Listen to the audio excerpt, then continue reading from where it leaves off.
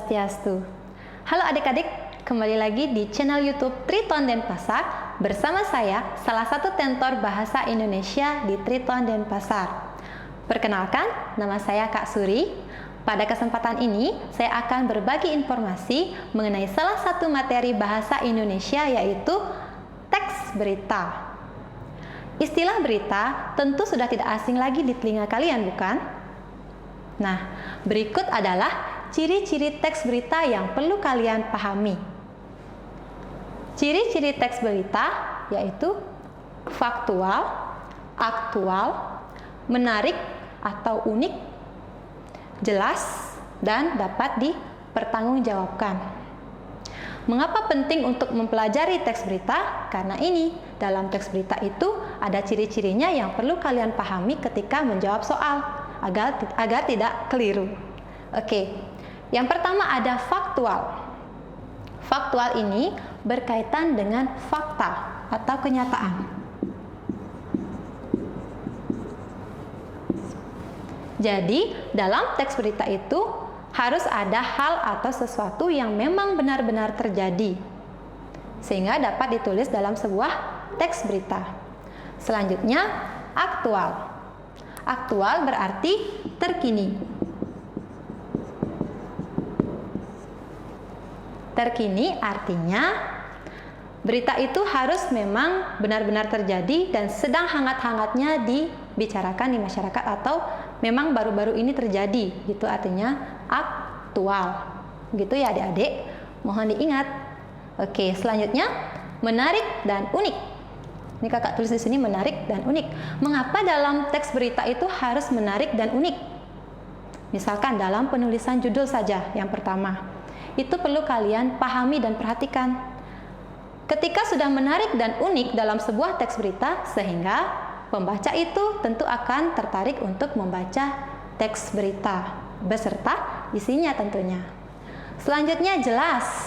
Jadi, dalam teks berita itu harus jelas penggunaan katanya atau diksinya. Kemudian urutan kalimatnya bagaimana. Itu harus jelas sehingga pembaca akan mudah memahami berita yang sudah ditulis. Selanjutnya ada dapat dipertanggungjawabkan. Jadi berkaitan juga dengan ciri-ciri sebelumnya. Artinya teks berita itu harus mengandung informasi yang memang benar terjadi dan dapat dipertanggungjawabkan atau bukan berita yang tidak terjadi, maksudnya berita hoax gitu ya. Jadi bukan berita seperti itu. Jadi dapat dipertanggungjawabkan. Nah, selain itu yang perlu kalian pahami atau kalian pelajari adalah unsur-unsur berita. Ketika kalian belajar berita tanpa unsur-unsur ini, maka berita itu tidak lengkap. Dalam unsur-unsur berita mungkin kalian ingat dengan 5W1H. Ini yang sering kalian ingat. Tetapi pada kesempatan ini kakak berikan sebuah akronim atau kelompok kata baru ini.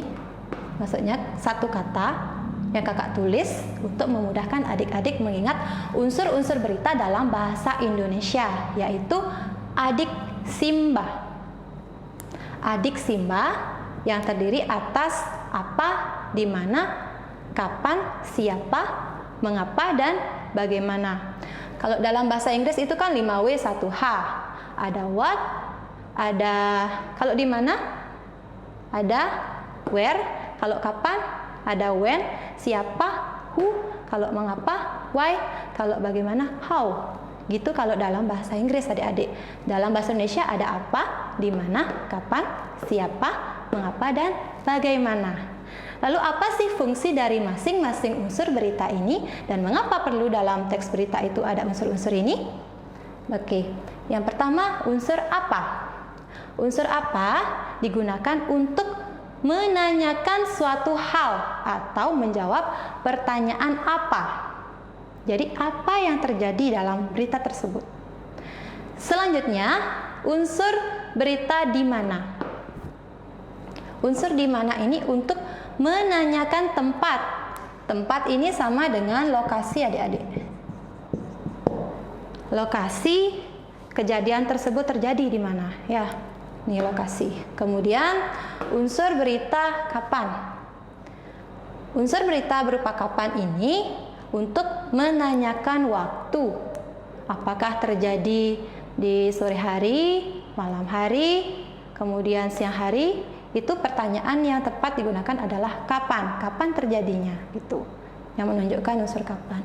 Selanjutnya siapa. Siapa ini digunakan untuk menanyakan orang-orang yang terlibat dalam sebuah peristiwa atau berita. Selanjutnya, mengapa? Unsur mengapa digunakan untuk menanyakan latar belakang dari munculnya peristiwa tersebut atau kejadian yang disampaikan dalam sebuah teks berita. Setelah ada unsur mengapa, tentu ada bagaimana. Bagaimana ini digunakan untuk menyatakan atau menanyakan suatu akibat yang ditimbulkan. Jadi ada sebab, ada akibatnya. Apa penyebabnya? Misalkan dalam sebuah berita kebakaran, apa sih penyebabnya gitu. Penyebabnya itu bisa masuk ke unsur mengapa, kemudian akibatnya itu hal yang ditimbulkan dari latar belakang peristiwa tersebut. Begitu yang adik-adik, mohon dipahami dan diingat. Oke, selanjutnya untuk menguji kemampuan kalian, Kak Suri akan berikan sebuah soal yang berkaitan dengan unsur-unsur teks berita. Berikut adalah soalnya. 10 hari menjelang Lebaran, Sabtu 15 November, pelabuhan penyeberangan Merak mulai dipadati truk-truk. Truk-truk tersebut mengangkut barang non-9 bahan pokok atau non-sembako. Tingginya arus truk dalam 2 hari terakhir berkaitan dengan adanya larangan melintas bagi truk non-9 bahan pokok atau non-sembako pada tanggal 21 hingga 25 November. Larangan tersebut berlaku bagi truk bersumbu lebih dari 2, truk gandengan, truk tempelan, dan truk kontainer. Penumpukan truk bersumbu 2 tersebut seperti di Pelabuhan Merak menyebabkan antrean truk sekitar 100 meter dari pintu masuk kapal. Antrean tersebut masih dalam batas normal. Antrean belum membludak keluar area parkir pelabuhan. Akan akibat penumpukan truk itu, beberapa supir truk mengaku harus menunggu sekitar 2 hingga 4 hari untuk bisa masuk kapal.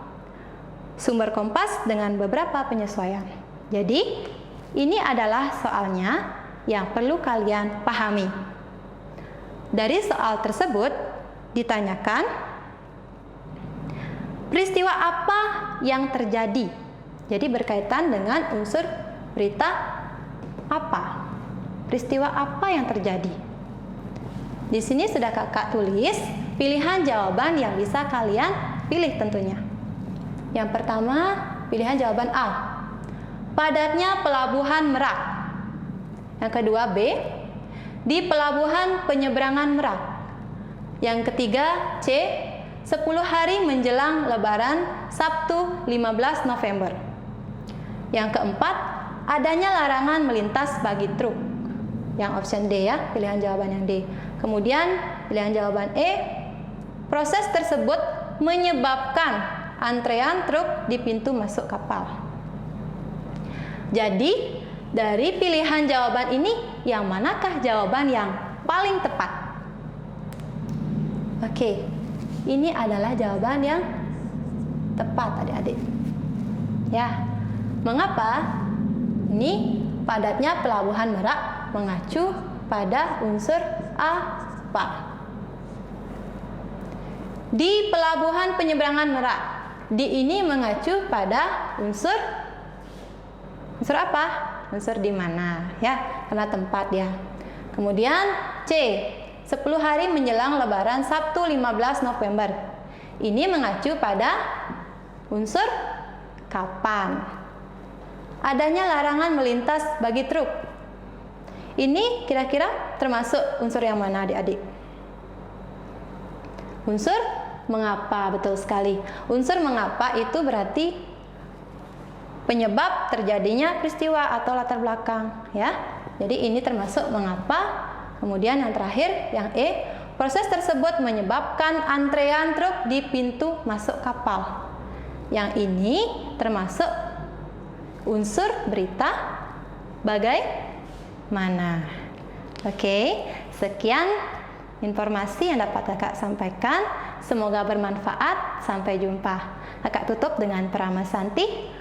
Om Santi Santi Santi Om. Terima kasih. Dan kakak berikan sebuah pantun untuk kalian. Baca berita virus corona, buat hati jadi merana. Masih bingung mau belajar di mana? Triton dan Pasar, pilihan kita.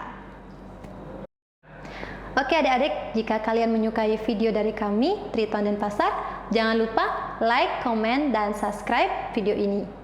Apabila adik-adik memiliki pertanyaan, boleh diketikkan di kolom komentar. Sampai jumpa!